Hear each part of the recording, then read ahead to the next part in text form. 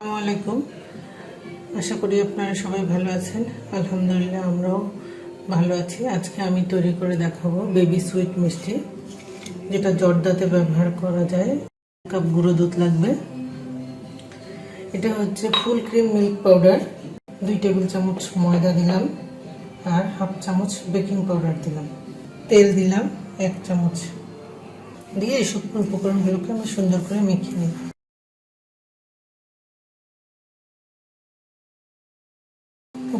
উপকরণগুলো সুন্দর করে মাখা হয়ে গেছে। এখন আমি এর মধ্যে গরুর দুধ জাল করে ঠান্ডা করে নিয়েছি, এখন সেই দুধটা ব্যবহার করব।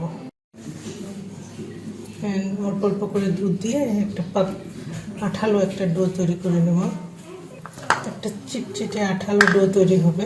মনে হবে এটা দিয়ে কোনোভাবে মিষ্টি তৈরি করা যায় না, কিন্তু 5 মিনিট রেখে দিলে তখন সেটা দিয়ে আবার তৈরি করা যাবে। এই যে ডোটা তো এরকম আঠালো হবে। এখন আমি হাতটা পরিষ্কার করে ধুয়ে নিই এবং 5 মিনিট এটাকে একটু রেস্টে রেখে দিই।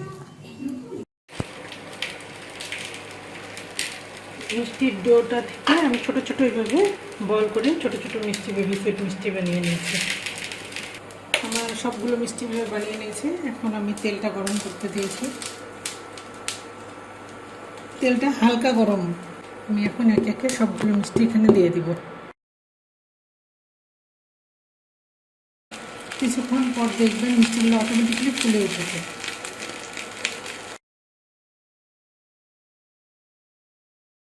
মিষ্টিগুলো অটোমেটিক্যালি তেলের মধ্যে ভেসে উঠেছে, সুন্দরভাবে ফুলে গেছে। এখন আমি লো আছে মিষ্টিগুলোকে ভেজে নেব। মিষ্টিগুলোতে হালকা কালার চলে এসেছে। এখন চাইলে আমরা কিছু মিষ্টি তুলে রাখতে পারি। মিষ্টিগুলোকে নেড়ে চেড়ে এভাবে কালার করতে হবে।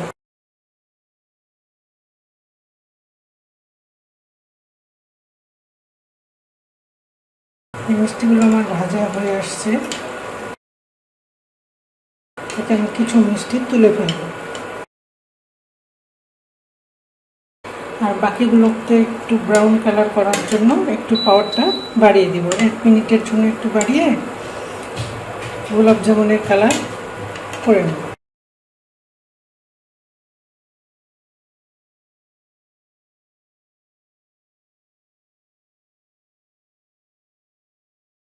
আমার পছন্দের কালার তৈরি হয়ে গেছে। এখন আমি সবগুলো মিষ্টিকে তুলে ফেলব। চিনি শিরার জন্য 1.5 কাপ চিনি, 3 কাপ পানি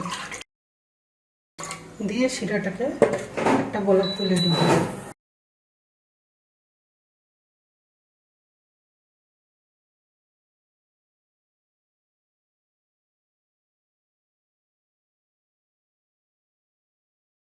মিষ্টি শিরার বলক চলে এসেছে। এখন আমি শিরার মধ্যে হালকা কুসুম গরম, মিষ্টিগুলো যেন হাতে ধরে ধরা যায় এরকম অবস্থা দিতে হবে। গরম মিষ্টি গরম শিরায় কখনোই দেওয়া যাবে। আমাদের শিরাটা হবে উত্তপ্ত গরম, আর মিষ্টিগুলো হবে কুসুম গরম, হাত দিয়ে যেন ধরে থাকা যায়।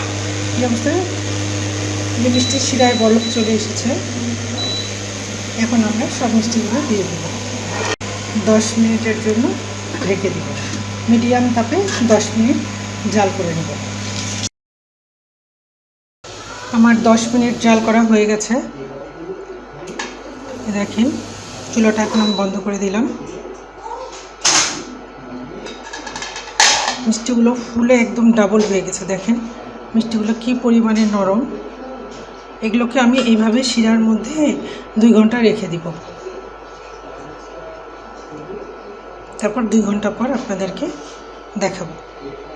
2 ঘন্টা পর মিষ্টিগুলো দেখেন সম্পূর্ণভাবে রসগুলো টেনে নিয়েছে। এখন একটা বাটিতে সবগুলো তুলে ফেলে।